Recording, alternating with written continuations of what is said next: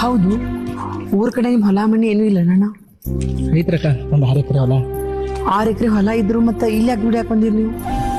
ಏನ್ ಮಾಡೋದ್ರಕ್ಕ, ನಮ್ ದೇಶದೊಳಗ ಎಷ್ಟು ಬಿದ್ರು ಕೆಬ್ಬನ ಪತ್ರ ತಗಡ ಪ್ಲಾಸ್ಟಿಕ್ ಕಿಮ್ಮತ್ ಐತಿ.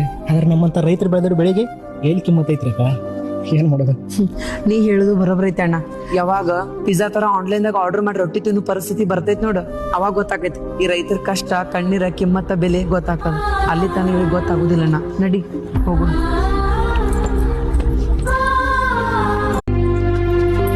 ಹೌದು, ಊರ್ ಕಡೆ ನಿಮ್ ಹೊಲ ಮಣ್ಣಿ ಏನೂ ಇಲ್ಲ ಅಣ್ಣ. ಐತ್ರಕ್ಕ ಒಂದು 6 ಎಕರೆ ಹೊಲ. 6 ಎಕರೆ ಹೊಲ ಇದ್ರು ಮತ್ತೆ ಇಲ್ಲಿ ಯಾಕೆ ದುಡಿಯಾಕ ಬಂದಿರಿ ನೀವು? ಏನ್ ಮಾಡೋದ್ರಕ್ಕ, ನಮ್ ದೇಶದೊಳಗ ಎಷ್ಟು ಬಿದ್ರು ಕೆಬ್ಬನ ಪತ್ರ ತಗಡ ಪ್ಲಾಸ್ಟಿಕ್ ಕಿಮ್ಮತ್ ಐತಿ. ಆದ್ರೆ ನಮ್ಮಂತ ರೈತರು ಬೆಳೆದ್ರ ಬೆಳೆಗೆ ಎಲ್ಲಿ ಕಿಮ್ಮತ್ ಐತ್ರಕ್ಕ?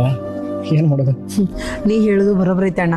ಯಾವಾಗ ಪಿಜ್ಜಾ ತರ ಆನ್ಲೈನ್ ದಾಗ ಆರ್ಡರ್ ಮಾಡಿ ರೊಟ್ಟಿ ತಿನ್ನೋ ಪರಿಸ್ಥಿತಿ ಬರ್ತೈತಿ ನೋಡು, ಅವಾಗ ಗೊತ್ತಾಗೈತಿ ಈ ರೈತರ ಕಷ್ಟ, ಕಣ್ಣೀರ, ಕಿಮ್ಮತ್ತ, ಬೆಲೆ ಗೊತ್ತಾಗ್ತದ. ಅಲ್ಲಿ ತಾನ ಇವ್ರಿಗೆ ಗೊತ್ತಾಗುದಿಲ್ಲ ಅಣ್ಣ. ನಡಿ ಹೋಗೋಣ.